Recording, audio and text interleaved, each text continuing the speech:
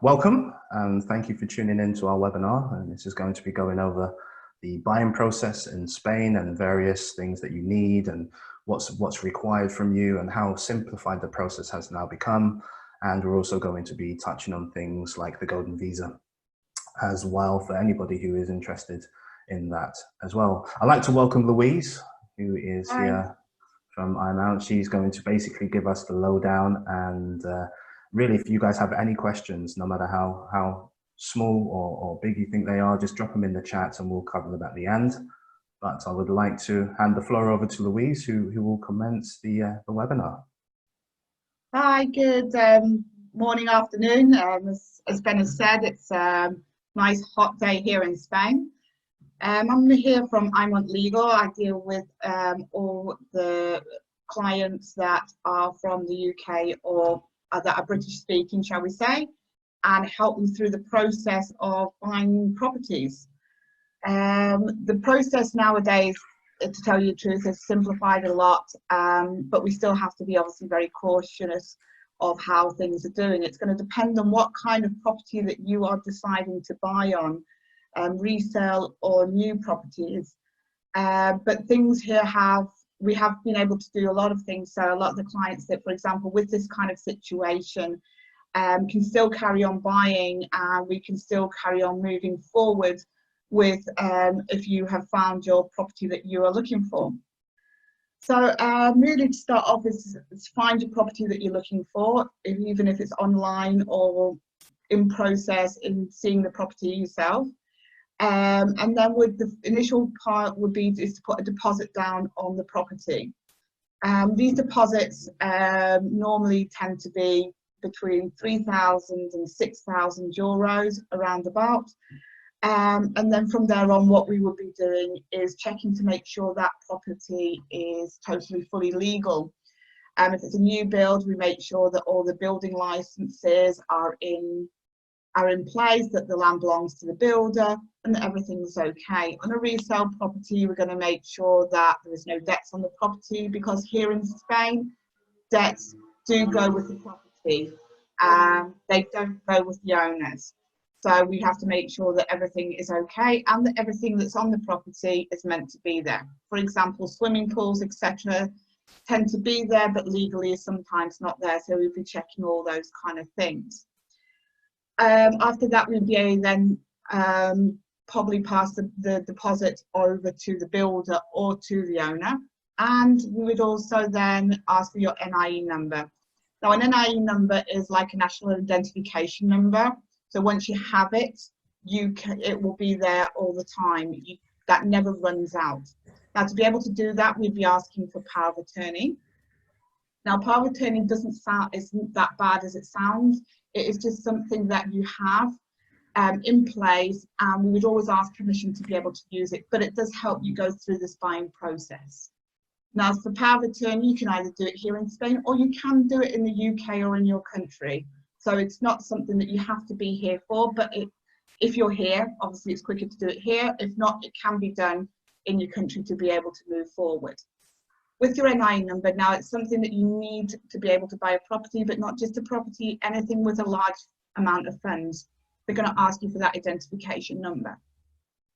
Moving through the process, if it's a new build, then what we'll be able to do is just do the stage payments, which is normally designed by the builder, and we'll be able to help you get all those stage payments done. The funds would be then secure. We always ask your funds to be sent to your solicitor, and then your solicitor send it to the builder. This reason being that we know that the money is totally secure and everything is fine. On resale properties, normally there's an intermediate payment.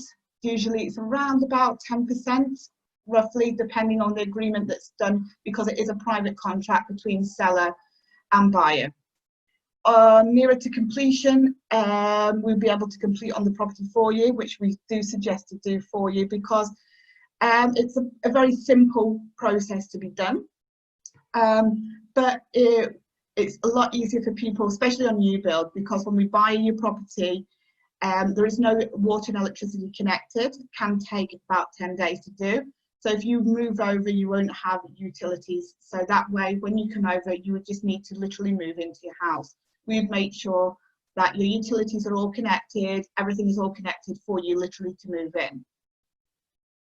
So everything would just be checked for you, and we'd be able to set up everything for you as well, and make sure that your taxes have already been paid as well. Now on taxes, on a new build property, depending on regions, you pay tax on the properties, and then depending on region, it's 1.5% or 2% of your transmission tax. And on a resale, again, depending on region, it goes from 8% to 10%. But again, we would make sure that we'd make, that all your taxes are paid. And even if you're still looking at properties, we can send you a breakdown so you have an idea of what you're going to need in process. I think that covers most things. I know it's like it sounds a lot longer and a lot complicated than it really is, but if anybody has any questions, it's not a problem just to ask them, and we can go through anything. So Louise, you mentioned sort of the situation of obtaining the NIE and doing the whole process practically for the client. So although there is a long list of things that need to be done on the client side, there's not that much that they will really need to do other than find a property and obviously instruct you to really start to do the work on their behalf for them. With regards to things like bills, outstanding bills on properties like electric bills, etc., can you just explain how that works and what you can do to make sure nobody has any sort of pitfalls there? No, on resale properties, it's one of the things we make sure that is done. We also retain certain funds from the seller just to cover any possible bills that could occur if it is, but we do check it beforehand.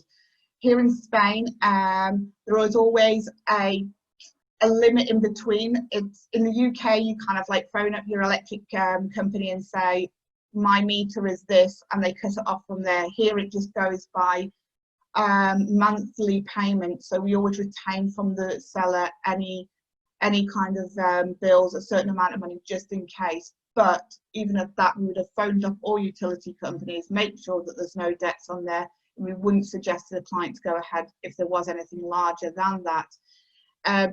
All problems are solvable, because there is some people that do get themselves into a bit of a mess for the simple reason of maybe the house has been inherited and they haven't been on top of the bills or whatever. But again, we would make sure that that is all sorted out before completion. Great. And what licenses do you tend to, will you need to make sure that the property will be legal when you're signing over?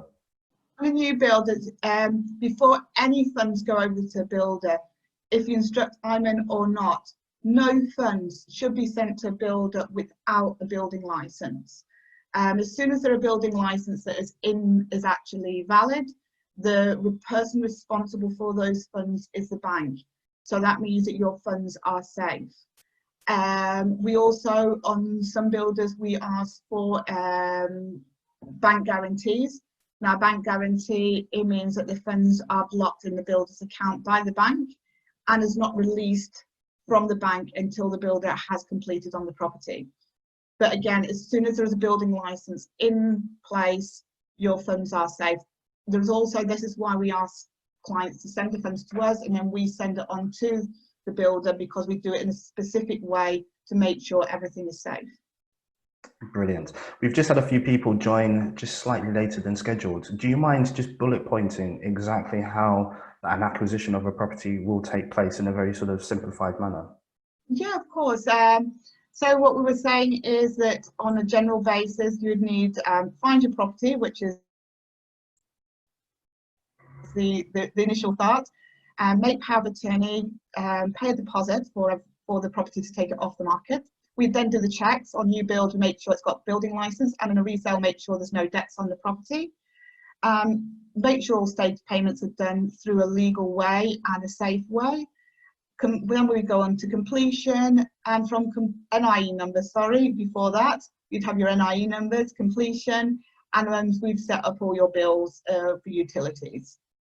Great. And you also have, the taxes, which would be between, on a resale, between 8 and 10, and a new build would be your tax plus 1.5 or 2%, depending on region. No, not a problem. Just as a whole, if anybody wants to do, some sort of basic math, just to kind of get an idea as to how much the whole cost is going to be, what would you say, just on a ballpark figure, that the closing Um, costs would equate to? Everybody always says about 15% usually covers most things. If you have a mortgage, it may be slightly higher, just for the simple reason as because you have to register your deeds for the property and the deeds of the mortgage, so it can be just that little bit higher. But between 15 and 17% would be the point. Always I say higher, because it's always better to get money back than have to they say, oh, by the way, you need an extra X amount of money. So you probably save money on that, but I would also say budget for that, and then you save. Great. And other than, signing power of attorney, the client doesn't need to sort of be there initially to sort of facilitate the sale. You guys can practically guide them through and act as their representative right from the get-go. We always say, it's a little bit of a weird thing, but we always say that we're there from the beginning right until the end. We go, most of our clients are lifetime clients, fortunately for us. What happens is that nowadays you don't even have to come over to do power of attorney. And say we have ways that you can do power of attorney in the UK. But all you need to do is find the property, and we would be able to guide you right the way through, complete on the property for you. And as I say, is a lifetime thing. With your power of attorney, we then would be able to make sure everything is set up for your wills, if you needed to do any taxes in the future, and even to the point, I know it sounds a bit of a bad thing, but even to the point of inheritance afterwards. Great. Now, I'm going to probably chuck you in at the deep end with this one. Brexit and the implications surrounding Brexit. What can we tell? What can we say? We've had a very recent new thing at the moment, especially down to residencies. Everything was announced last week that they have now brought out these new cards, which is identification cards, which is they call it a TIE. At the moment, we are not quite sure exactly the documentation that's needed for it. I think it's a bit up in the air at the moment of exactly what's needed. But these cards are going to be for British citizens. They look very similar to what they used to be. Now, I used to have a residency card like this long time ago, and they're like little identification cards with your photograph on them. They've said that people that have residency at the moment don't need to change over to the TIE, but they do recommend it. So I think at the end of the year, they're going to enforce it at some point. Now, we do residencies, but we have told clients to hold off just for the moment, for the simple reason of, I think the best idea is to go on to the TIEs. The TIEs are going to be valid between 5 and 10 years. For people that are newly doing them, they're going to be for 5 years. And people that have permanent residency at the moment, like myself, they're going to be valid for 10 years. So they then will have to be renewed. So at the moment, the thing is, I think what you have to understand is that everybody's a bit worried from the British side about Brexit, etc. But we deal with clients from America, we deal with clients from Australia, so we know what systems have to be put into place. The only difference is that the British people go on to the system of an American, for example.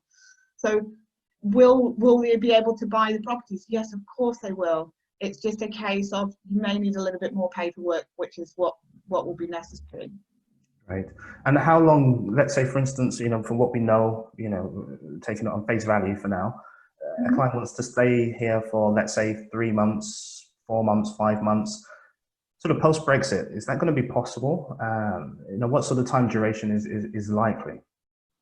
It used to be as soon as you were over the 6 months limit, you would consider that you should become residency.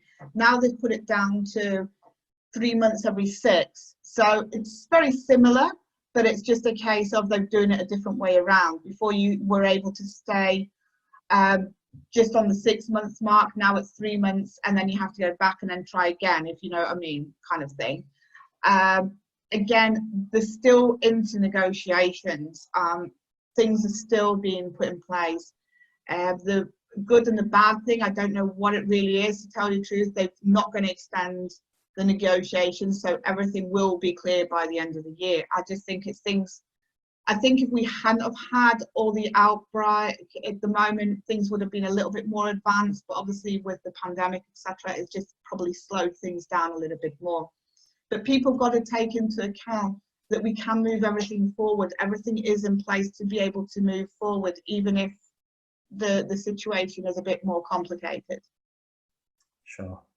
If somebody wants to move very quickly and they want an NIE, that maybe they're even thinking about obtaining an NIE themselves, how does that work, and how long does it actually take to acquire the NIE number?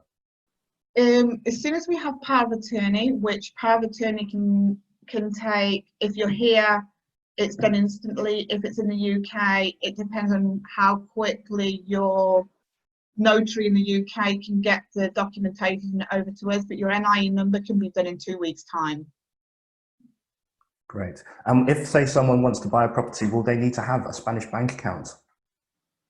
Now, Spanish, it's recommended for the simple reason of the utility bills.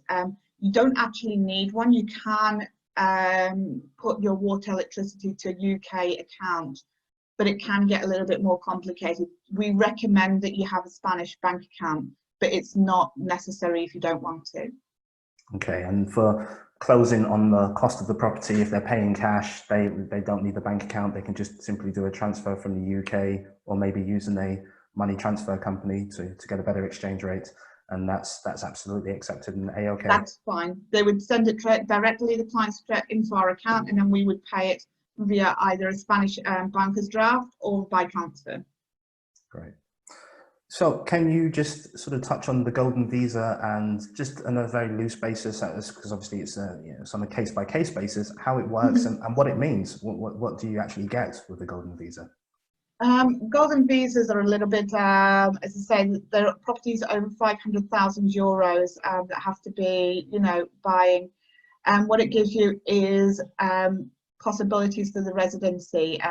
These are normally things that are going to happen because they were used mostly for, in this area, in the Costa Blanca, a lot of Russian clients were using it to be able to get easier way of getting residency into the country. Now you can get a family member to be obviously with the visa as well. You do have to prove obviously that you've bought this property. You can buy different properties as well, as long as you're on that 500,000. There is other ways of doing getting a golden visa, but it's a lot more complicated than that. Most of the time is to be able to get for your residency. It helps. That is something that you can prove to them to be able to get residency. Great. And it's 500,000 just for the cost of the property, and that has to be in cash. It can't be mortgaged, 250 in cash and 250 mortgage. It has to be 500,000. It has to be fully in cash. Right. It has to be fully in cash. Okay. And you also mentioned with the golden visa that will allow you, or it's a simpler way for you to acquire residency. Is it a pretty straightforward process?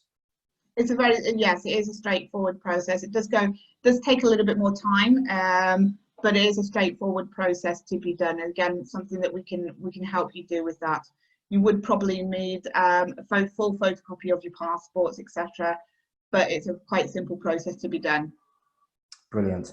And for anybody who's sort of thinking about, with the whole coronavirus, everything else, you did mention that you can still sort of move forward on this whole process from your country of origin. How does someone actually start that ball rolling? If somebody's seen a property online, they know the area, they're willing to put down a deposit or at least a reservation fee to secure their property, what do they need to do then to push things forward? Really just to let us know. As soon as somebody lets us know and want to move forward, we would send them a link of how to do power of attorney so we can move forward on their NIE numbers, etc. And really, they'll be able just to move straight into the property when they come over because we've set everything up for you. The coronavirus is obviously a terrible thing, but it has made us learn that everything can be done online and the process can be done without somebody coming over. You'd only need to choose which property you want to do. And I mean, I know that they're all doing like videos of the urbanizations and everything. So, you know, if you know the area and everything, you can move forward and you can buy the property. While we have had clients that have bought properties, completed on properties, all in this process. So they've really done everything now, and now that there's flights available, are able to move forward, to come over. Fantastic. So just as a bit of a recap, the first thing that you definitely need and is compulsory is an NIE number. You can obviously sign in over power of attorney, can acquire that for a client. The client then needs to choose a property and put down a reservation fee, which will simply take the unit off the market and it will freeze the price. And then there'll be stage payments, which you can obviously help them facilitate. And that will then take them into the next stage of purchasing the property. And from there, if they sign power of attorney, they can kind of liaise with you via email and phone, but they can basically forget about it. And you can pretty much take care of things from that point onwards. Yeah, everything can be done from there on forward. We're also doing now video meetings, so that people that feel a little bit more, don't want to just do a phone call, for example, feel they want to actually speak face to face, if you want to say it that way. We've been doing Zoom meetings with clients to do it all that way.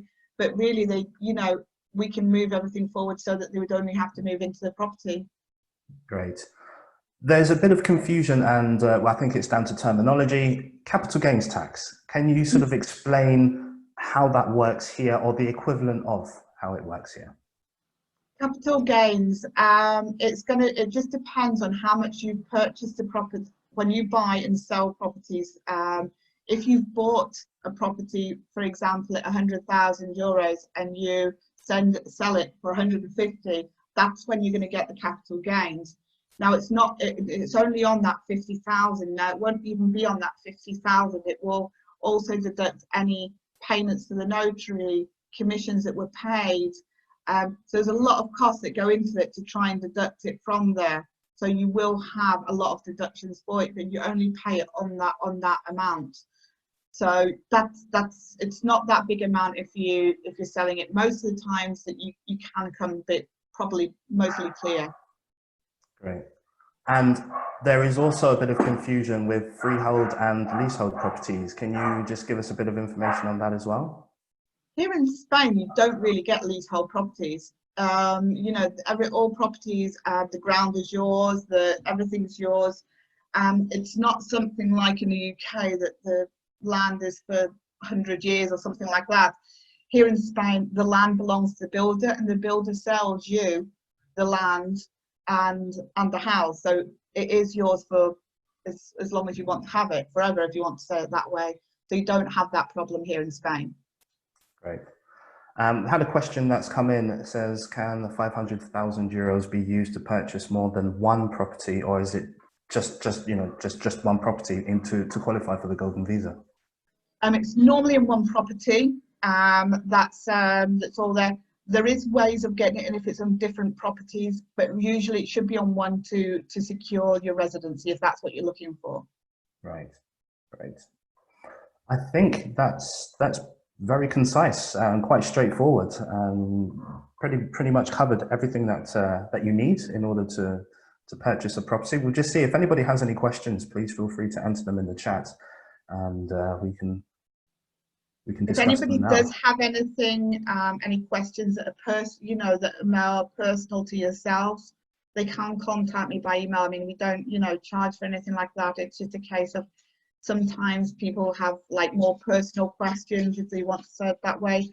Imont has a wide range of departments. So we have fiscal accounting. We also have the legal side for lawyers, people that, for example, may be looking at countryside houses or anything like that and need a bit more legal advice.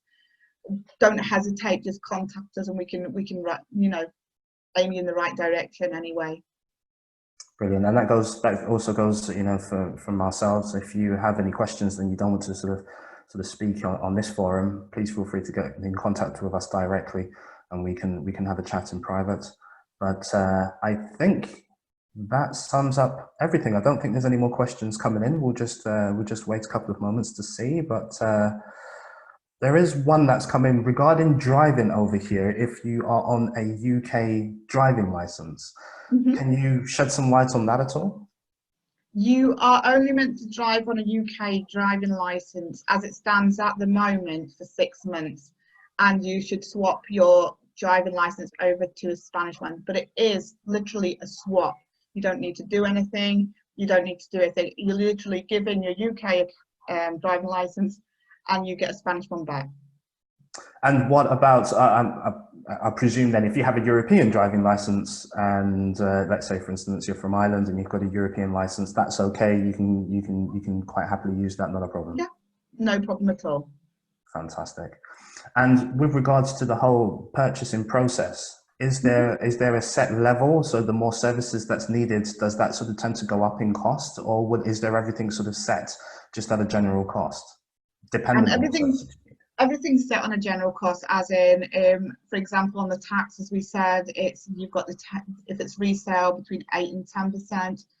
If it's on a new build, you've got the EVA, and then plus the 1.5 or 2%. Our fees normal, which are like most solicitors, are 1% on the property price. So most things are pretty much set. It doesn't, it doesn't really vary, if you want to say it that way. And with regards, we just had a question coming with regards to the golden visa. Is that 500,000 euros per individual, or can that be for a couple or a family? Can that be the total spend? That can be, it's a total spend, because normally it goes on one name and then that person adds their family, if you want to say it that way. That's the easiest way of getting around it to do it. You, for example, say the husband does it and then adds wife and children. Great. And how long does a property acquisition take? I mean, does it take a couple of weeks, couple of months? Just generally, if, let's say, for instance, there's no mortgage, they're not in a chain, they've sold their property, and they've seen something, they're good to go. From say start A to start B, how long does it take? If it's a resale, it can take between 6 and 8 weeks. On a new build, obviously, it's going to depend on the building scale. Especially on resale, it can be whatever really the buyer and the seller agree, because there is a lot of people that will say, okay, well, I want to get my property as soon as possible. You can do it in 6 weeks, 8 weeks, that's not a problem. Or if you need a little bit more time to raise funds or etc., you can come to an agreement with the seller, and it can be as much with a reasonable time limit, however they want to do it. Great. But it can be done quite quick. We do have a lot of questions from people that sort of say, I heard a lot of horror stories, I've seen a lot of horror stories online, somebody's bought their property and then someone has said, no, actually your property is illegal, and then they've built, they've taken their property off them, and then they've built a road right through their property, or they've turned it into a shopping commercial site because it wasn't done legally. Can you just give people an idea as to what's happened in the past, and maybe the reasons why they've seen things of that nature online, and what steps and measures have actually been put in place to ensure that it hasn't happened since? Well, the thing also, I mean, I will explain obviously, but also you won't find any of those brilliant stories of, wow, this was so easy and I thought it was brilliant. Unfortunately, people only tend to tell them their bad stories. They don't put online how great things have been. We find that people love to complain but never actually say to you, oh, thank you, that was a brilliant process. But before, the way the notaries, which a notary is just under a judge, if you want to say it, and he's the one that signs off on your property, and there's a lot of things that weren't put in process. Now a solicitor should never sign a contract without having, on a new building licenses, etc., and on a resale especially, which is when all those horror stories were on rustic land. Now the rustic's land is because they can't really build it, or you need an X amount of meterage, but that all comes up in the registry offices that we check. Can you buy in a rustic land? Yes, you can, but it needs to be very specific, with specific measures in between. Beforehand, people didn't really find it was important, they would say, yeah, okay, never mind, just go ahead. I found a lot of people that have not used solicitors and have gone, you know, yeah, with my neighbour down the road that was sitting in the bar said to me, yeah, it's fine, I bought one there as well. That tends to happen a lot before as well. I think people are so much more, I don't know the word is, educated now with all these problems, that they do tend to go with the solicitors. I wouldn't suggest anybody not to use one at all. It's a lot safer nowadays, but I suggest even if it's not with myself, you'd always have to go with the solicitor. Fantastic, thank you. Just had another question from somebody. It says, why would anyone want to use the Golden Visa? Why was the Golden Visa program designed? Is there a purpose for it? The Golden Visa was designed for people that were non-European. Now, non-European clients have quite a lot of paperwork to go through. It's simplified a lot now. They have simplified everything a lot. But with European, the residency with European is near enough. With insurance, a copy of passport, NI number, you get your residency, no problem. With when you're non-European clients, they do need to have, like, some of them have military permissions. Sometimes the documentation is very complicated to get. Not always you get it. It's a lot more studied into it. So with the Golden Visa, you're near enough assured to get residency. Now, a lot of clients were having problems. As I say, it was a lot of people in this area, especially, as I say, Russians were having extreme problems to get residency, were having to leave the country and go and come back. And then that's why those kind of things were designed. Okay, fantastic, great. And another question is, after Brexit, will it be necessary to take a driving test for residency, a Spanish driving test? For driving tests, sorry. Well, I would presume it says for residency, but I presume it's to legally drive here. Will they need to actually take a Spanish test, or is it just a matter of converting over? Hasn't been designed yet at the moment, and everybody's suggesting swap before the December, because we don't know. It's not been, the agreement hasn't been made, if you want to say it that way, so we don't know. Why we suggest for everybody to do it before the end of Brexit, because now it's simple. You hand one in and get one back. I don't think it's worth waiting to see what kind of agreement comes up. Great. We've got a question which is threefold, so I'll start off. It's all regarding Spanish wills. Mm-hmm. What country should somebody make a Spanish will in? The country of origin or in Spain? In Spain, definitely. Because you're going to save yourself so much money and so much hassle for the people that you leave behind afterwards. You can do it in the UK, but it is very costly. Okay. And when is the best time to make a Spanish will? Is the best time to do it at the time of purchasing the property, or much later, or even before? It's as soon as you have assets, because it covers all assets. So as soon as you have asset, you can do it before purchasing, but I would suggest waiting until afterwards. I wouldn't wait. I mean, it's a bit of an awkward, question kind of thing. I would do it as soon as you have your purchase, because you then have assets, you'll then have a Spanish account. You have something that you would need to use a will for if something happens. Understood. How much would a Spanish will cost, to create? Just on a general. I'm trying to. I think it's 120 euros. If I'm not wrong, I don't know off the top of my head, but it is. I think it's 120 euros, and it's something that you do need to be here in person to do. Okay, it's something that you do need to be in person to sign at the notary. It's not something we can do for you as power of attorney. Now, wills are individual, okay? So you can leave to whoever you want. It's not something you do as a couple. It has to be done one per person. So if a couple were buying, you'd need to make sure each one has a will. Okay. Next question is, if somebody actually is British but holds a European license, will this still need to be changed before Brexit? yes, I would still suggest it, because we don't know how much the European license is going to be valid if you're British. Because at the moment you can have something that's European, but as soon as it goes over breakfast, we don't know if it's going to still be valid. And it's a bit like your passports. They're all European passports at the moment, but they will eventually end up being British passports only. Understood. And what would happen to your assets if you didn't have a Spanish will? The law here in Spain designates to go to the male part of the family. So in other words, to your son, and then not to your husband directly. It would go to your children, okay? And then it goes down the male side and then down the female side. That, unfortunately, that's how it goes.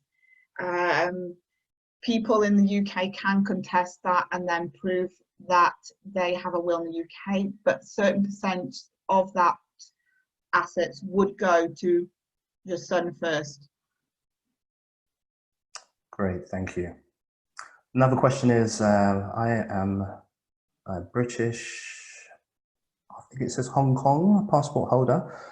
If I identify a resale property, can I connect with a realtor? And if I proceed to buy, can I just use the notary, the public notary, that's independent to draw up the sales documentation without engaging with a lawyer? I'm going to let you go for gold on this one, and you can say what you think. The notaries don't draw up contracts. All they do is sign them. So you can't, again, it's a little bit what I was saying before. I mean, you can do it on your own. That is fine. You know, that is up to yourself. But notaries do not draw up contracts, and they don't give advice.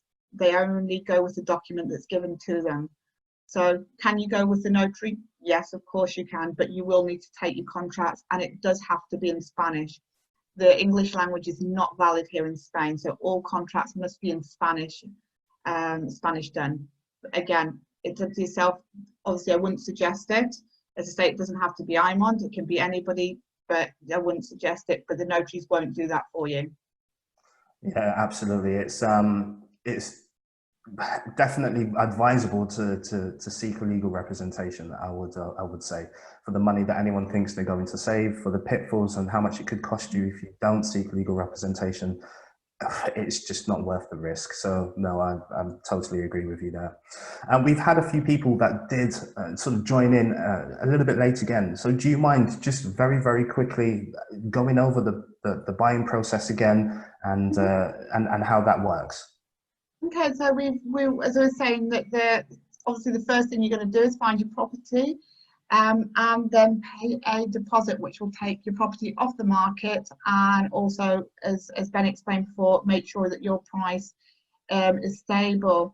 From there, we'd ask you to do a power of attorney. We would then get you an NIE number, which is like a national identification number. Then we would make sure that your property is completely legal, that there's no debts on the property, and that if it's a new build, has building licenses. We'd also make sure that everything at the property that's there is legally on there as well. Or any stage payments that have to be done, we would then help you get those done for you, and also make sure the transfers are done in a legal and safe way over to you. We'd then help you with completion. And then when you have the completion, we make sure that all your utilities are connected for you, and if it's a resale, changed over for you. Make sure that all your taxes are paid and everything is up to date for you, so that you are on the right road right from the end. So then you'll be able to move into your property straight away. Very simple process now. It's been, you know, over many years, and obviously loads of successful people have acquired property here without any issues.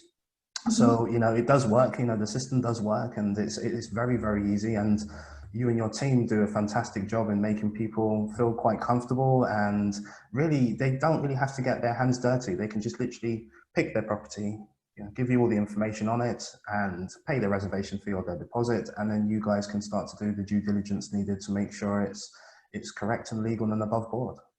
Yeah, everything, as I say, everything nowadays is pretty much straightforward. We get everything done. If anybody has any kind of like more specific questions, or feel that they need to know a little bit more or whatever, they not hesitate to contact us, and we can go through something that's specific to them. Brilliant stuff. We'll just see if anybody does have any questions just before we close up. But otherwise, what we will do is we'll post this webinar directly onto our YouTube channel. And if anybody does have to recap anything or would like to watch with a family member again, please feel free to watch that on YouTube. But otherwise, I think we don't have any further questions. Again, give us a shout out via email, via phone. My contact number is 0044. I can never remember, which is really bad. 7518 065922. I used to remember telephone numbers like it wasn't a thing. Now I cannot even remember my own. That's so bad. But yeah, feel free to give us a call. There it is. Thank you very much. And you can also contact Louise via email. And again, if we can be of any assistance, we'll try our best. But for now, thank you so much. Thanks very much. Bye-bye. Bye.